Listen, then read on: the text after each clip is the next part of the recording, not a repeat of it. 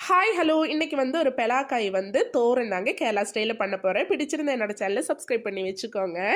நெறைய வந்து வீடியோஸ் போடுறேன். ஆனா வந்து சப்ஸ்கிரைபர்ஸ் தான் எனக்கு வந்து ஆகவே மாட்டேங்குது. என்னன்னு தெரியல. சரி என்னானாலும் பெலாக்காய போட்டுட்டு, குக்கர்ல போட்டுட்டு, மஞ்சள் தூள், உப்பையும் சேர்த்துட்டு நல்லா வேக வச்சு எடுத்துக்கலாம். ரொம்ப வேகக்கூடாதுங்க. ஒரே ஒரு விசில் தான் நான் வந்து இன்னைக்கு விட போறேன். நீங்க நல்லா வேகுற பெலாக்காயா இருந்தா, நீங்க வந்து 2 விசில் கூட வைக்கலாம். ஆனா என்ன ரொம்ப வெந்து குழையக்கூடாது. அது மட்டும் நீங்க பார்த்துக்கோங்க. அதுக்கப்புறம் கொஞ்சோண்டு தேங்காய், கொஞ்சம் மிளகு, கொஞ்சம் சின்ன ஜீரகம், வெள்ளை பூண்டு 2 சின்ன வெங்காயம் போட்டுட்டு, மஞ்சள் தூள் சேர்த்துட்டு கிரஷ் பண்ணி எடுத்துக்கலாம் தேங்காவ.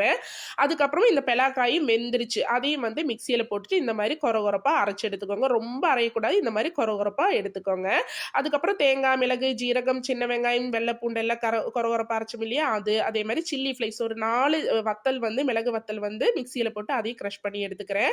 இப்ப வந்து ஒரு பேன்ல வந்து கடுகு, அதே மாரி கருவேப்பில போட்டு அது நல்லா வந்து கடுகு தாளிச்சதுக்கு அப்புறமா இப்ப வெறும் வத்தலையும் போட்டுட்டு, அதாவது சில்லி ஃப்ளேக்ஸையும் போட்டுட்டு, தேங்காய், ஜீரகம், அதே மாரி மிளகு, வெள்ளை பூண்டு, வெங்காயம் எல்லாம் நம்ம வந்து மிக்ஸ் பண்ணி வச்சிருந்தோம் இல்லையா? கிரஷ் பண்ணி வச்சிருந்தோம். அதையும் போட்டுட்டு நல்லா பச்சை வாசனை போற வரைக்கும் நல்லா வதக்குன்னு வதக்கி எடுத்துக்கோங்க.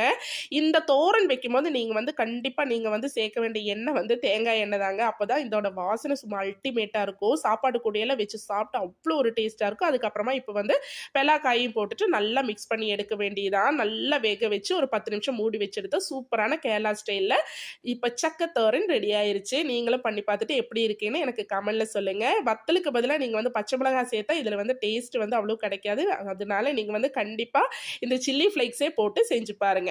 உங்களுக்கு எல்லாருக்கும் கேரளா ஃபுட் பிடிக்கும்னு நினைக்கிறேன். நெறைய வீடியோஸ் நான் போஸ்ட் பண்ணியிருக்கேன். போய் பாருங்க. கேரளா ஃபுட்டும், கேரளாவும் என்னோட சேனலும் இந்த வீடியோ பிடிச்சிருந்தா என்னோட சேனல சப்ஸ்கிரைப் பண்ணி வச்சுக்கோங்க. ஓகே, பாய்.